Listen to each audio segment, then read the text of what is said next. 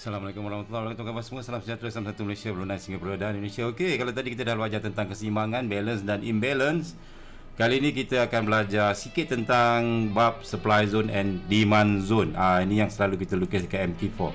Ascending zone. Ascending zone terbagi kepada dua. Pertama ialah supply zone. Maksudnya tempat-tempat di mana supply menguasai pasaran ataupun supply lebih besar daripada demand. Yang kedua ialah demand zone, tempat di mana demand menguasai pasaran ataupun demand lebih besar daripada supply. Okey, untuk supply zone dia ada dua. Yang pertama adalah rally base drop. Contohnya di sini, price naik ke atas buat rally, and then price buat base, and then price turun ke bawah. Dia drop.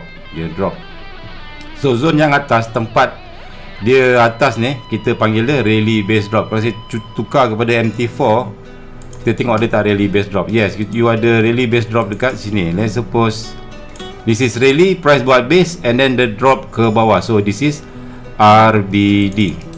Saya padam dulu yang lain. Okay, this is RBD. Sebenarnya ada cara lagi lah lebih detail macam mana nak lukis benda lah ni, but this is just introduction ataupun macam mana kita nak entry lebih sharp nanti dekat supply zone, dekat demand zone semua lah. So macam ni dia ke bawah, ini supply zone yang kedua. Dia drop, dia buat base dia bersepah-sepah, tapi kita nak ambil yang last sekali, and then dia drop ke bawah. So ambil candlestick biru ni, ambil candlestick biru merah ni. This is your drop base drop. Okay, drop base drop, DBD, drop base drop. Ini adalah supply zone. Okay, ini juga adalah supply zone. Dia ada dua jenis, rally base drop, drop base drop. Okey, untuk demand zone dia ada dua, sama juga dia ada dua, cuma yang untuk demand zone dia ada, pertama adalah drop base rally. Kalau saya tukar balik lukisan kita, ini adalah drop base drop tadi.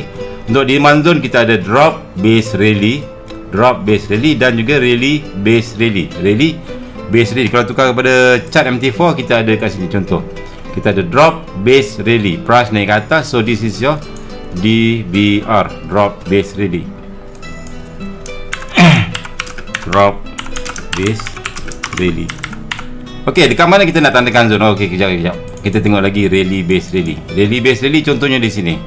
Okey, kalau saya tarik kotak sini, ni sini adalah kita punya rally base rally. Nanti saya akan ajarlah macam mana nak lukis. So rally base rally price naik atas, rally, and then dia buat base, keseimbangan kat sini saya boleh letak kat sini pun boleh, kat sini pun boleh. RBR, ini adalah kita punya RBR, rally base rally. RBR, rally base rally.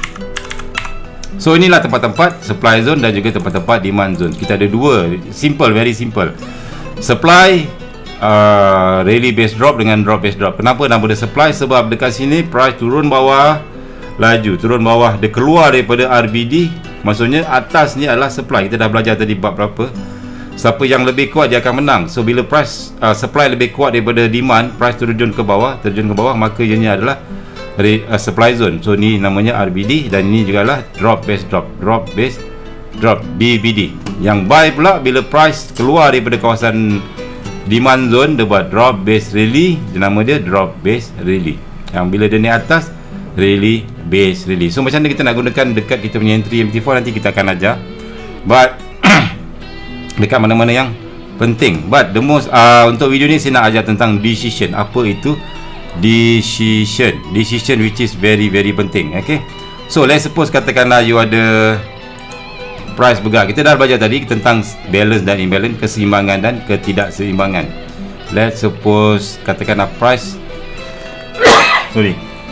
price naik atas, membuat rally, and then price sideways. Bila price buat sideways saja, maka you tahu price dah tengah buat keseimbangan. Maksudnya price berada dalam keadaan standstill, dia tengah seimbang. So bila price tengah seimbang, kita relax saja. Apa kita relax? Bukan relax, maksudnya kita biar saja price bergerak dalam keseimbangan. Maksudnya dalam keseimbangan tu kita tak ambil apa-apa action. Tapi kita tahu bahawa bila berlakunya keseimbangan yang lama, maka price akan berlaku lagi ketidakseimbangan. Sebab bila orang banyak jual beli dekat sini, jual beli, tiba-tiba mesti ada yang satu tak cukup, sama ada demand ataupun supply. Mesti salah satunya tidak mencukupi, tidak dapat menampung sama ada demand ataupun supply. Let's suppose katakanlah tiba-tiba price turun ke bawah. Dia break di support, ataupun saya buat kotak kat sini. Dia dah break kita punya support. Bila price dah break kita punya support, telah berlaku ketidakseimbangan. Maksudnya dah berlaku dah. Ini dipanggil decision. Decision maksudnya price break ke bawah. Bila price break ke bawah, kita tengok kita punya base. Mana satu yang price daripada bawah ke atas break ke bawah. Ini dia. Yang ni rally base drop. So ni lah kemungkinan jadi rally base drop. So apa kita buat ialah, bila price datang balik lagi, masuk, biasanya price akan masuk balik dalam kawasan ni, and then price akan terjun ke bawah. Dia akan jadi rally base drop. So macam itulah kita guna supply zone dan demand zone. Kita mencari decision. This is very important. Sama ada kita nak buy ataupun kita nak sell. Okay, alright. So sebagai contoh dekat sini, kita ada price ketidakseimbangan sini. Mula-mula kita ada seimbang, price seimbang. Price naik atas, turun bawah, price dalam keadaan satu baris ni. Ada support dekat sini kan. Tiba-tiba you perhatikan price close di bawah zone kita. Okey. Zone kita dia dah close di bawah daripada zone. Bila dia keluar daripada zone, maka dah telah berlaku ketidakseimbangan. Maksudnya dah jadi rally base drop. Okey, mengikut supply zone, mengikut hukum supply zone, demand zone, bila price masuk balik ke kawasan tersebut, kita akan sell. Maksudnya kita akan sell at supply zone, buy at demand zone. Ini adalah hukum supply and demand. Sell at supply zone, buy at demand zone. Ini adalah hukum basic supply and demand trader. Di sini telah berlaku price naik ke atas buat base, turun bawah, close di bawah, maka berlaku ketidakseimbangan. Bahawa kita dah tahu ini dah jadi supply zone. Bila price masuk balik, kita akan sell, letak stop loss dekat atas, something like that. Okay, and then price turun bawah lagi, turun bawah lagi. Di sini price buat drop. Dia dah start buat sideways, keseimbangan. Tiba-tiba price drop ke bawah. Price drop ke bawah mencari apa?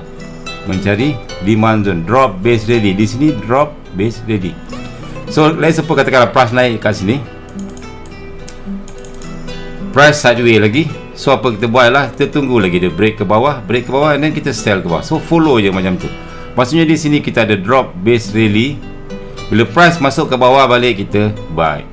Ini adalah buy at demand zone. Kalau ini sell at demand zone, sell at supply zone. So ini contoh tadi, buy at demand zone. So kalau you nak buy dekat this area, boleh juga apa you buat, tukar pada time frame kecil. Perhatikan masa price sideways. Price sideways lama kat sini, atas bawah. Tiba-tiba price keluar daripada kawasan keseimbangan. Ini dipanggil dah keluar. So this is the decision. Bila price keluar, maksudnya kita standby untuk buy. Price patah balik, kita akan buy at demand zone, and then price sambung ke atas. Macam itulah konsep buy at demand zone, sell at supply zone, which is lepas ni kita akan belajar lebih detail. Sebab nanti kita akan banyak lagi supply zone, banyak demand zone. Mana satu bila you try entry, macam contoh kat sini, you ada supply zone, price keluar ke bawah, masuk balik, kita akan sell.